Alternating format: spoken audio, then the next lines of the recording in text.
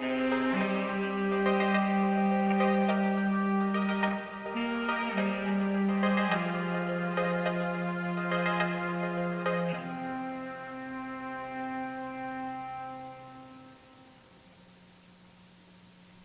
Dreams, Scary Story Night on Friday nights. Call in at 9:30 p.m. Pacific at 1-253-203-6695. You're listening to my friend Gary Anderson on Night Dreams Talk Radio, the best in paranormal radio. Well, here it is, down at the compound. I'm sitting here ready to do this show tonight. Tonight's a little bit different because, well, it's our anniversary month. And tonight, it is Scary Friday night. The last half an hour of the show, you can call in at 1-253-203-6695 and tell us a scary story. Tonight, we're going to have, or we do have, Kevin Coolidge, who has written a series of children's books, even including a little bit of the paranormal in one of them. Oh, boy, the weather up here at the compound at the harbor, it is shifting. The beautiful summer is now gone. It looks like it's going to be, well, for the next probably about 8-9 months, rain, unless we go in earth changes sooner, and then who knows what could happen. Hey, Kevin Coolidge, how you doing here tonight, my friend? I'm doing great, Gary. How are you doing this evening? I am doing good. Any day I can wake up and I can find my glasses and my car keys, I am a happy camper. I hear that. So whereabouts are you located at? I am in the little town of Wellsboro, Pennsylvania.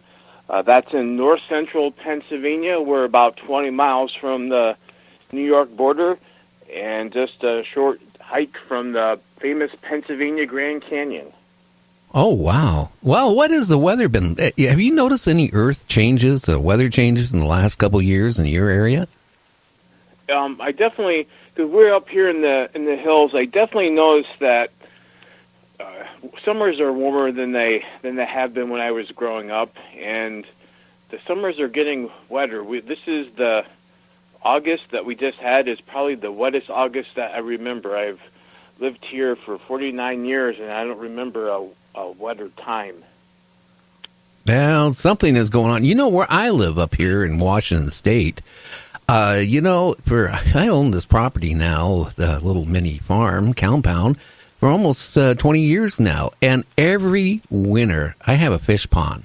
And we have fish in it, goldfish. And every year, they're frozen for about 4 months out of the year. I mean, they are like an ice cube. Then Kevin, about 2 years ago, I noticed it didn't really freeze all the way through the pond like normal. Maybe like an inch of ice on it. Now, last winter, I maybe had a little bit of ice layer on it for a couple days and it disappeared. It is weird. And then, like in April, we hit a temperature of 90-some degrees. The hottest ever recorded where I live at in April was like 71 degrees. So something is going on. I'm definitely noticing some changes. Well, long as it doesn't start snowing in June or July, I'm not going to worry about it. When it starts snowing in June and July, I figure we got a problem. Yes. So why don't you tell everybody, about your books and what got you into writing children's books? Well, I got into writing children's books. I've always written ever since I was in about 5th grade. I started writing. And I own a and I love books. I own a bookstore with my wife. I've owned a bookstore in Wellsboro for 12 years now, this summer.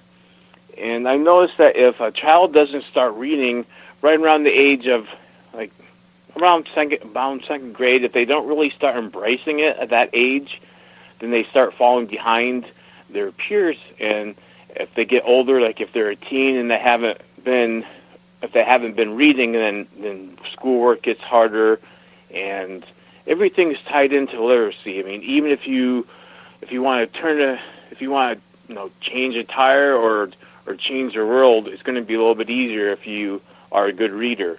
So I decided that is the specific market that I wanted to write for. And basically what I did is I wrote a book that I would want to read when I was 7 to 10. When I was growing up, I loved cryptids, and I'm sure most of your listeners know what cryptids are, but cryptids are creatures, for those who don't know, cryptids are creatures who are unconfirmed by modern-day science. So an example of a cryptid is Bigfoot, the Loch Ness Monster, dinosaurs, werewolves. So I wrote my first children's book called The Totally Ninja Raccoons Meet Bigfoot. And Totally Ninja Raccoons Meet Bigfoot, that's their origin story. And that is how they decide that they're going to become ninjas, and how they get their first ninja mission. Because what do you do once you become a ninja? No, what do you do, Kevin, when you become a ninja? What's the first thing you do?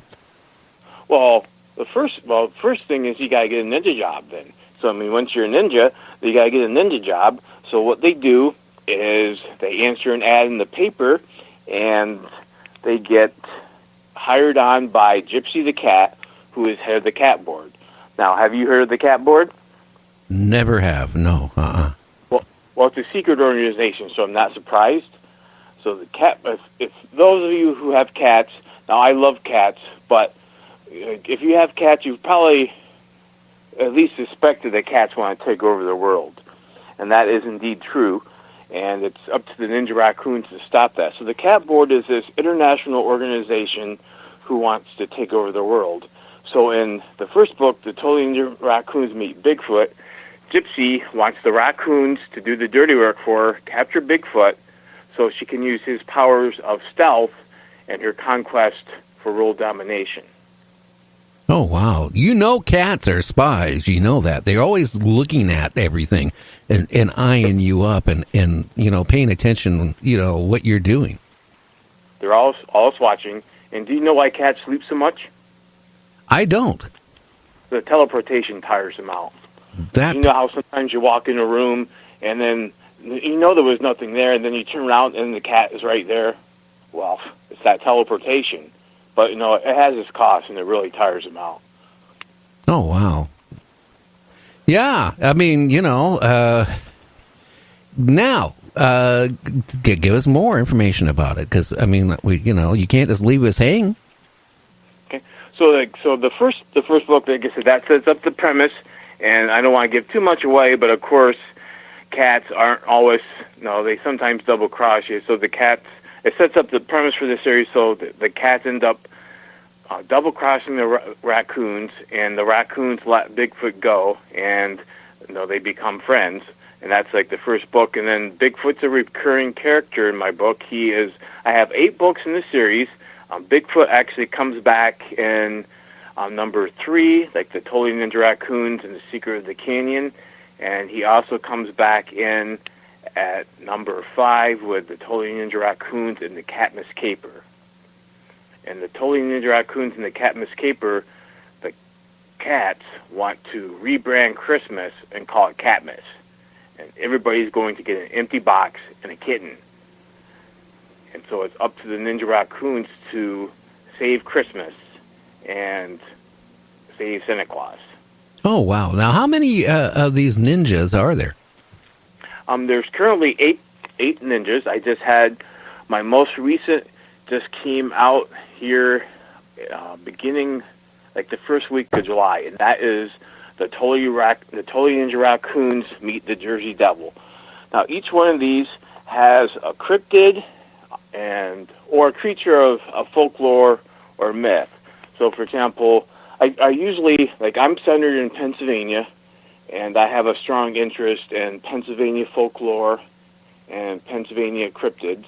I love cryptids from all over, but when I started the raccoons, I usually try to tie in something that is at least, Pennsylvania-based, or that I can write into the story.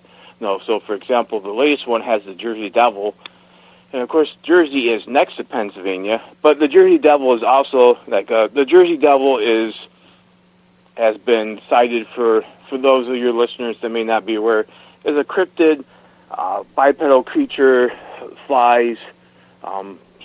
He's been based out of mostly seen in the Pine Barrens of New Jersey, but he has been seen in parts of Pennsylvania. So I'm like, well, that would be I always loved the Jersey Devil, and I thought that would be a great creature to put into the Ninja Raccoon. So he is in the latest one. Now I got to ask you. Now is that creature something? You know the Jeeper Creepers series of movies, like the first one.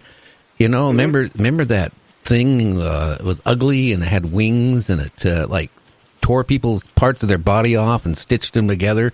Does it look like something like that? A little bit. I mean, it's not as creepy. The Jersey Devil is. No, there's actually online. There's been many sightings. The Jersey Devil is smaller. It's said to have like a head of like its wings. It's bipedal. It has claws, but it's usually much smaller than the creature from Jersey Devil from Jeepers Creepers. Though the folklore behind it is thought to be somewhat demonic.